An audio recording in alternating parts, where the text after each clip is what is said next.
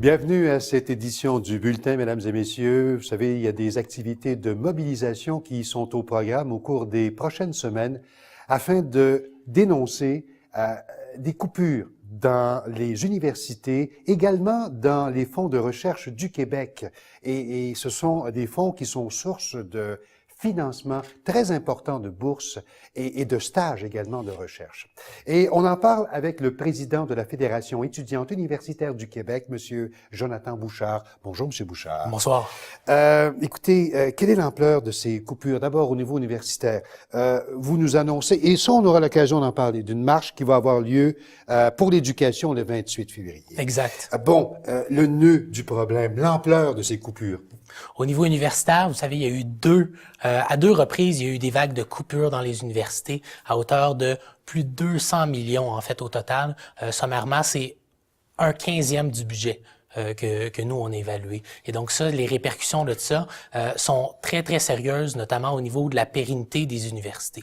Savoir, est-ce qu'ils vont être capables de continuer à donner leurs cours? Est-ce qu'ils vont être capables de continuer à livrer leur mission fondamentale? Et de plus en plus, depuis le début janvier, ce que les universités annoncent, les unes après les autres, c'est des diminutions de services aux étudiants, c'est des diminutions de cours, élimination de programmes. Je donne l'exemple de l'Université Sherbrooke, qui ont fermé une faculté complète, faculté de théologie, dont l'ensemble des programmes de premier cycle, et donc qui mènent à un bac, ont été supprimés, et l'ensemble des autres cours, deuxième et troisième cycle, ont été dispersés dans plusieurs facultés.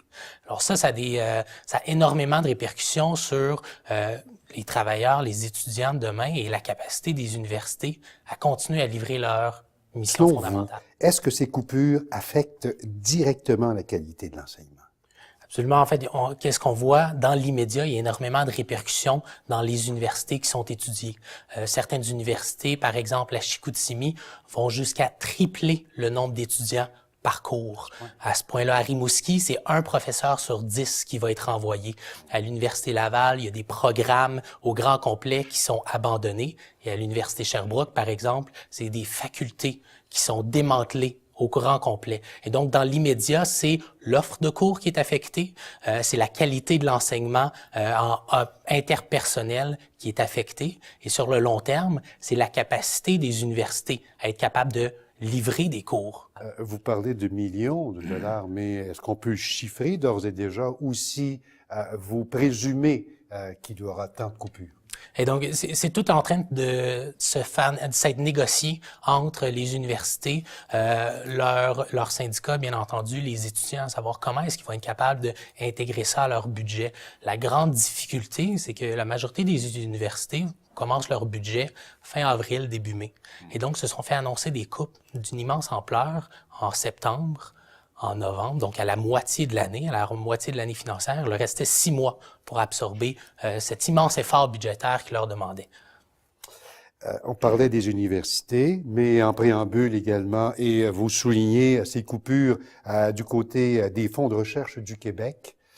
Fonds de recherche du Québec, leur mission fondamentale au Fonds de recherche, c'est de subventionner la recherche. Dans nos universités, également dans des entreprises, la majorité des sommes que eux donnent ou subventionnent sont sous forme de bourse et de subventions pour les étudiants et les professeurs. Et eux, ils se voient également couper de leur budget à la hauteur d'environ 10%.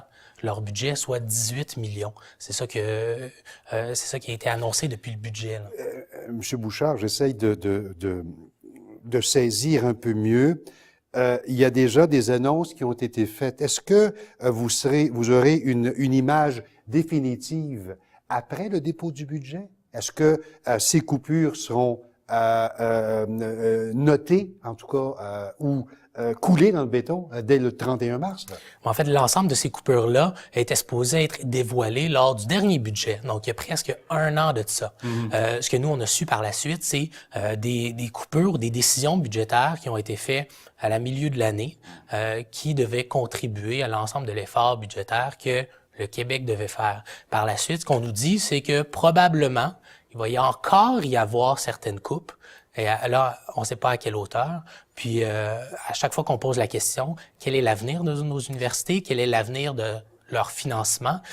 C'est très, très difficile de voir plus loin que le bout de leur nez. Sans vouloir lancer un débat polémiste, là, mais vous ne savez pas le montant, vous ne savez pas l'ampleur des coupures, et déjà, vous dites, parce qu'on va y venir tranquillement, Absolument. déjà, vous dites, marchons pour l'éducation. Les coupures, on les sait déjà, ils ont déjà été annoncés. Les coupures, c'est 203,6 millions de dollars. C'est 7% du budget des universités. Au niveau des cégeps également, il y a eu des coupes. Au niveau des primaires, secondaires, ce qu'on demande, c'est une augmentation du nombre d'élèves par classe. Et donc, sur l'ensemble du réseau de l'éducation, il y a des coupes, des efforts qui vont avoir des impacts sérieux sur la formation, l'éducation de l'ensemble de la population québécoise. Donc, on a les chiffres, on commence à voir les répercussions qui sont très sérieuses, et c'est ça que nous, on dénonce. Ce sont vos principales revendications, le présentement. Exactement, c'est nos principales revendications et c'est pour ça que nous, dans le contexte prébudgétaire, il va y avoir un budget en mars. Dans le contexte prébudgétaire, on organise une grande marche pour l'éducation en invitant l'ensemble de la population québécoise à se préoccuper, à faire de la priorité du prochain budget l'éducation, qui va préparer l'ensemble des travailleurs, l'ensemble des jeunes, des générations futures aussi. Une initiative de la FEUC, est-ce que ça implique les autres associations étudiantes? L'ensemble de l'organisation se fait par la FEUC, mais on invite toujours l'ensemble des organisations étudiantes. On invite tous nos partenaires du milieu de l'éducation, que ce soit les syndicats de professeurs, de chargés de cours, de soutien, que ce soit les administrations universitaires également, et l'ensemble de nos partenaires de la société civile qui travaillent dans le milieu de la jeunesse, qui travaillent aussi dans le milieu sociétal. Monsieur Bouchard, si on revenait un petit peu sur les conclusions vous avez eu un grand sommet. Un grand sommet en 2013. Sur l'enseignement, c'est relativement récent. Et il y a plusieurs consensus qui se sont dégagés de ce sommet, entre autres sur la gouvernance des universités et leur financement. Est-ce que vous craignez que le gouvernement actuel abandonne ce consensus qui est déjà acquis? Bien, fort malheureusement, ce qu'on a vu au dernier budget, il y a 1 an, c'est une mise sur glace de l'ensemble des travaux et des annonces qui ont été faits lors du sommet sur l'enseignement supérieur. C'est-à-dire un réinvestissement dans les universités qui avait été promis. On parle de la création d'une réelle vision, d'une politique de financement qui mettrait à contribution le réseau universitaire pour l'ensemble de la société québécoise. Savoir quel est le rôle, il faut se poser ces questions-là aussi. Quel est le rôle de nos universités, le rôle de notre système d'éducation pour le Québec, sa vision d'avenir. Et tout ça, ça a été mis sur la glace, ça a été mis de côté lors des élections du gouvernement libéral.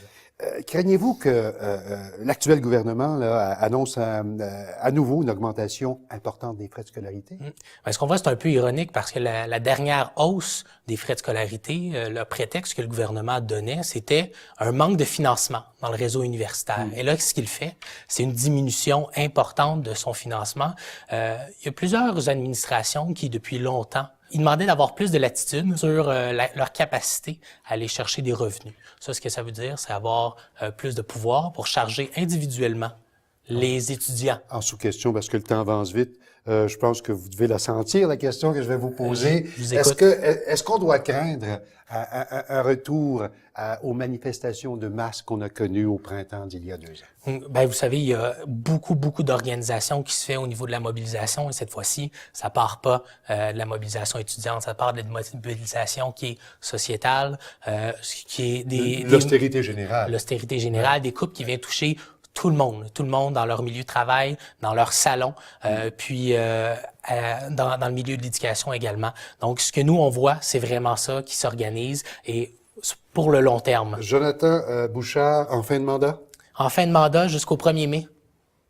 Jusqu'au 1er mai, on a des mandats qui sont très courts à la FEUC, mais ça veut dire... Est-ce que ce sont des mandats uniques ou aussi renouvelables, ou vous avez décidé que vous avez donné amplement et que... Le milieu d'éducation. Vous laissez la place à d'autres. Il y a un énorme roulement au milieu d'éducation et c'est ça aussi qui est difficile d'année après année à avoir un mouvement étudiant qui est uni et qui va dans la même direction. Mais je crois qu'on voit avec ce qui s'organise en ce moment, ça s'arrange pour être un mouvement étudiant. Je vous dirai, Jonathan Bouchard, que ça a été un réel plaisir de vous recevoir. Je vous souhaite bon succès. Un grand plaisir. À bientôt. Merci.